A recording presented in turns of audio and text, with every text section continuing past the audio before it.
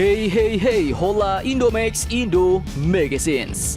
Oke, dua kabar yang cukup greget nih bos. Nah, yang pertama datang dari Korea Utara, Indonesia.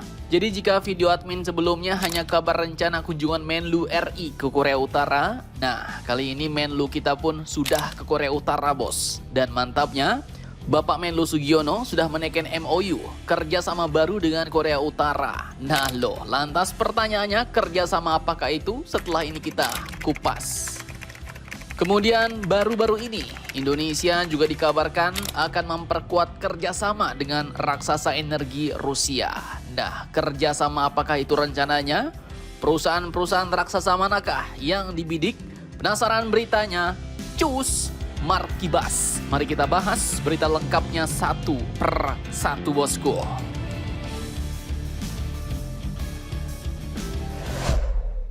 Oke, yang pertama, jadi setelah 12 tahun tanpa kunjungan tingkat tinggi, akhirnya kini bendera merah putih kembali berkibar di jantung Pyongyang bos, ibu kota Korea Utara. Di mana kemarin Menlu RI Bapak Sugiono telah resmi memenuhi undangan dari Menlu Korea Utara yaitu Ibu Choi Son-hui pada tanggal 10 hingga 11 Oktober 2025. Kunjungan ini pun bukan sekedar basa-basi doang, tapi jadi momen penting buat menegaskan bahwa hubungan kita Indonesia dan Korea Utara masih hidup, masih hangat dan kini bahkan siap naik level. Nah, dalam pertemuan itu kedua Menlu pun sepakat memperbaharui dan menandatangani sebuah nota kesepahaman alias MOU tentang pembentukan konsultasi bilateral bos. Dimana lewat MOU ini, kedua negara pun kini akhirnya punya wadah resmi untuk memperluas kerjasama lintas sektor yang disebutkan mulai dari kerjasama politik, sosial budaya, ekonomi teknis, sampai olahraga. Dan menariknya lagi, Menlu Sugiono nggak cuma bicara soal hubungan dua negara bos, tapi juga menawarkan peran Indonesia sebagai jembatan diplomasi antara Korea Utara dan dunia luar khususnya ASEAN. Menlu Sugiono menegaskan bahwa Indonesia siap membantu memfasilitasi keterlibatan Korea Utara di forum-forum kawasan, termasuklah juga ASEAN Regional Forum atau ARF yang jadi tempat dialog keamanan paling penting di Asia Pasifik. Nah loh, jadi mungkin nanti ketika ada pertemuan pemimpin-pemimpin ASEAN, Menhan ASEAN, maka mungkin opah gemoy kalian Kim Jong-un ini bisa jadi ikut diundang juga nih. Mantap nggak tuh? Dan langkah seperti ini pun ya jarang bos, karena cuma sedikit negara yang berani menjaga hubungan positif dengan Pyongyang. Kemudian, selain urusan meja perundingan, Bapak Sugiono juga diundang buat menghadiri peringatan 80 tahun Partai Pekerja Korea sehari sebelum pertemuan resmi. Dan kehadiran Indonesia di acara sebesar itu menunjukkan satu hal nih, yaitu Pyongyang, Korea Utara, masih memandang Indonesia sebagai sahabat lama yang layak dihormati. Nah, lantas pertanyaannya kini apa makna strategis dan bagaimana analisis geopolitiknya, bos?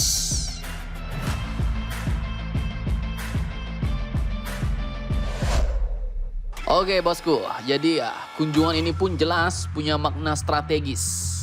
Dan ini ya berdasar pandangan kacamata Mimin juga ya.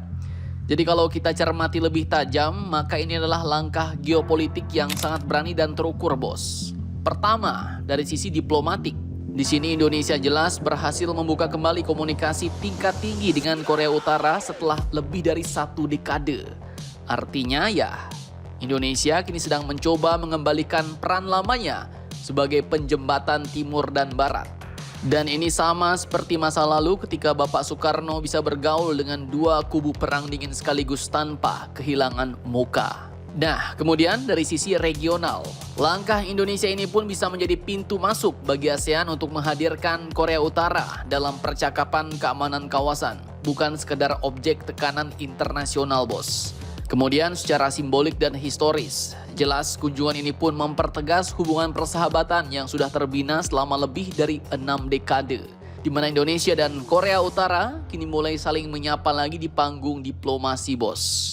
Langkah ini juga memperlihatkan konsistensi dan keberanian, karena Indonesia tidak hanya berfokus pada isu ekonomi atau investasi, tapi juga aktif menjaga stabilitas kawasan lewat jalur dialog dan pendekatan damai. Dan inilah diplomasi khas Nusantara, lembut tapi berisi, sederhana tapi strategis, bos. Jadi kalau disimpulkan ya jelas kunjungan Menlu Sugiono ke Korea Utara ini bukan sekedar perjalanan diplomatik biasa, tapi ini adalah babak baru Indonesia di Asia Timur.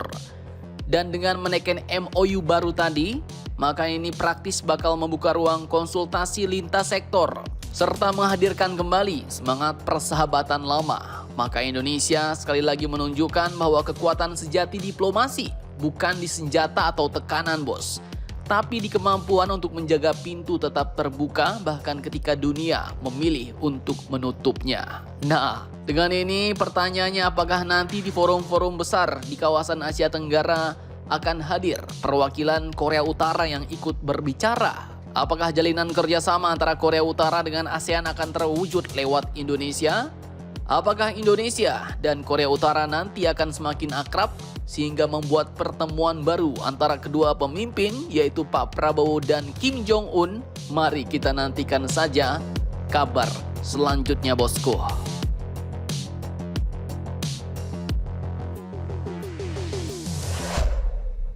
Oke, kemudian lanjut dikutip dari beberapa sumber berita berikut. Dalam forum internasional di Saint Petersburg, Rusia, tenaga ahli Menteri SDM, Bapak Satya Hanggayuda Widyaputra, telah mengumumkan bahwa Indonesia bakal memperkuat kerjasama energi dengan Rusia, termasuk dengan raksasa energi dunia seperti Gazprom dan Rosneft. Nah lo, mantap-mantap jos nih. Ini dua perusahaan migas juga bukan kaleng-kaleng, bos. Yang pertama, Gazprom itu adalah raksasa energi gas alam milik Rusia dan bisa dibilang salah satu perusahaan gas terbesar di dunia. Fokus utama mereka adalah eksplorasi, produksi, dan ekspor gas alam. Mereka juga punya jaringan pipa gas super besar yang menyalurkan energi ke Eropa, Asia Tengah, bahkan Tiongkok. Dan Gazprom adalah sumber devisa utama Rusia. Dan sering juga jadi alat diplomasi energi karena banyak negara Eropa yang dulu tergantung banget sama gas Rusia, bos.